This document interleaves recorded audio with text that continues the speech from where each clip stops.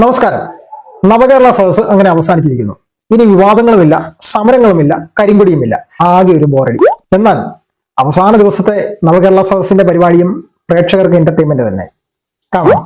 CPM കരിങ്കൊടി പ്രതിഷേധത്തിനെതിരാണോ? കരിങ്കൊടി പ്രതിഷേധത്തിനൊന്നും ആരും ഇവിടെ എതിരല്ലല്ലോ. പിന്നെ എന്താണ് നിങ്ങളുടെ പ്രശ്നം? ഓടുന്ന ബസ്സിന് മുമ്പിൽ ചാടി ചാവേറാവാൻ നടത്തുന്ന സമരം. അതാണ്, ഓടുന്ന വണ്ടിയുടെ മുമ്പിൽ ചാടരുത്. അത് വലിയ പ്രശ്നമാവുമേ. യൂത്ത് കോൺഗ്രസിന്റെ കരിങ്കൊടി പ്രതിഷേധത്തിന് ആരൊക്കെയാണ് എതിരായിട്ട് നിൽക്കുന്നത് നമുക്ക് നോക്കാം. അതിനെതിരെ കോൺഗ്രസിൽ നിന്ന് തന്നെ ശക്തമായ എതിർപ്പ് വന്നു, UDF നിന്ന് എതിർപ്പ് വന്നു. അപ്പോൾ ഈ കരിങ്കൊടി പ്രതിഷേധത്തിനെതിരെ ഏറ്റവും പ്രതിഷേധം അറിയിച്ചത് UDF-ഉം കോൺഗ്രസുമാണ്. ഇനി അടുത്ത മന്ത്രി വാസവൻ പറയട്ടെ. ഇനി നമുക്ക് നമ്മുടെ മന്ത്രിയോട് ഒരു കാര്യം ചോദിക്കാം.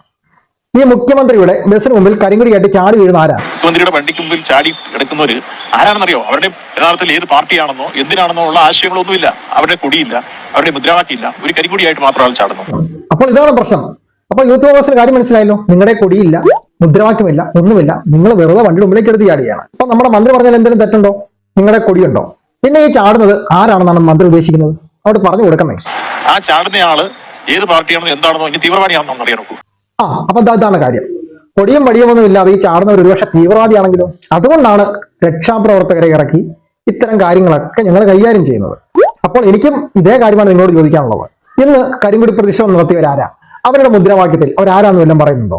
ദൃശ്യങ്ങളൊന്ന് കണ്ടു നോക്കാം.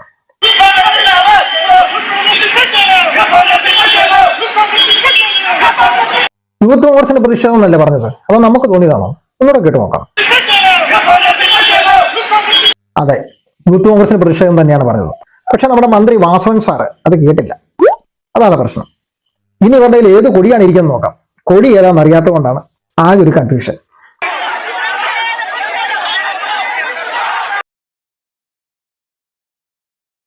ഈ കൊടി എവിടെയോ കണ്ടിട്ടുണ്ടല്ലോ. 3 കളറുള്ള കൊടിയല്ലേ? അത് ഈ പ്രതിഷേധത്തിനുണ്ടല്ലോ. ഇതും നമ്മുടെ മന്ത്രി കണ്ടിട്ടില്ല. അപ്പോൾ ഇതാണ് പ്രശ്നം. കാണേണ്ടതും കേൾക്കേണ്ടതുമായ പല കാര്യങ്ങൾ കേൾക്കുന്നുമില്ല, കാണുന്നുമില്ല. അങ്ങനെ കാണാതെയും കേൾക്കാതെയും പലതും ഇങ്ങനെ വിളിച്ചു പറഞ്ഞുകൊണ്ടിരിക്കും. ഇതൊക്കെയാണ് നമ്മുടെയൊക്കെ പ്രശ്നം. അപ്പം മറ്റൊരു വീഡിയോ ആയിട്ട് കാണാം. ബൈ.